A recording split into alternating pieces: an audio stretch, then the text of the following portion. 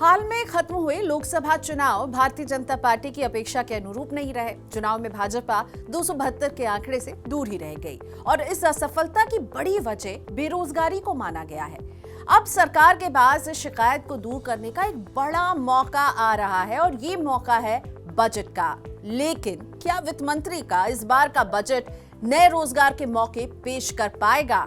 मोदी सरकार के तीसरे कार्यकाल का पहला बजट मंगलवार को पेश होने जा रहा है, लेकिन बजट की तारीख से करीब 2 हफ्ते पहले आए बेरोजगारी के एक आंकड़े ने सरकार की टेंशन बढ़ा दी है। Centre for monitoring Indian economy यानी CMI ने बताया है कि जून के दौरान देश में बेरोजगारी की दर 9.2% रही है, जो करीब 8 महीने का ऊपरी स्तर है। इससे पहले मई में ये दर 7% थी।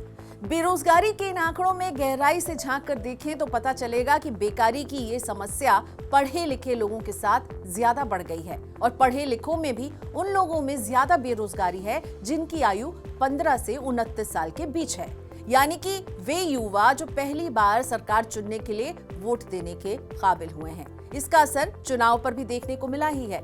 इंटरनेशनल लेबर ऑर्गेनाइजेशन के मुताबिक भारत में अनपढ़ लोगों के मुकाबले ग्रेजुएट्स में बेरोजगारी की दर 9 गुना ज्यादा है।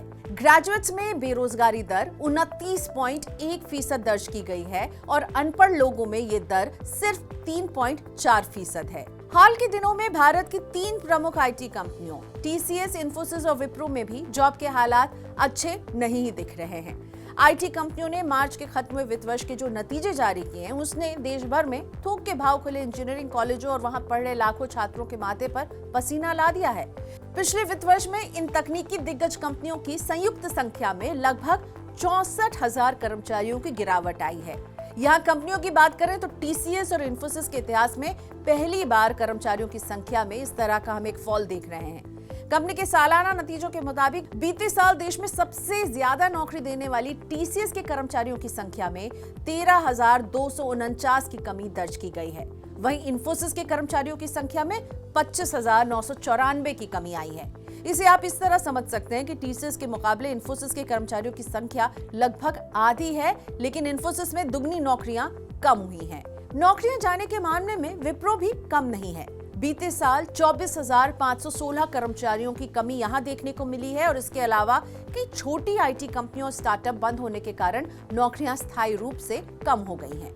अब जानते हैं कि इतनी बड़ी समस्या का हल क्या हो सकता है। तो बेरोजगारी की समस्या से निकलने में वित्त मंत्री बजट में उपाय कर सकती हैं, लेकिन ये तभी संभव होगा जब खर्चे कम होंगे और चुनाव के बाद अल्पमत में लौटी सरकार को अपने चुनावी वादों को भी तो पूरा करना है। ऐसे में मौजूदा हालात देखते हुए कहीं से लग नहीं रहा कि सरकार के खर्च कम होंगे।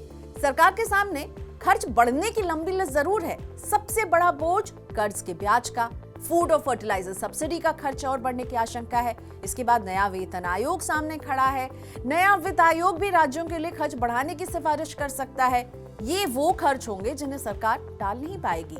इनके बाद पैसा बचा तो लोक लुभावन घोषणाओं पर खर्च होगा। उनमें गारंटीड पेंशन की मांग सबसे आगे है। रोजगार बढ़ने की उम्मीद तभी होगी जब सरकार की तरफ से पूंजीगत खर्च को बढ़ाया जाएगा, यानी ऐसा खर्च जो नए विकास के काम आए, जिससे नया इंफ्रास्ट्रक्चर बने, नए उद्योग लगे। और मौजूदा हालात देखते हुए ऐसा लग नहीं रहा कि पूंजीगत खर्च में बहुत ज्यादा बढ़ोतरी होगी इस बजट में।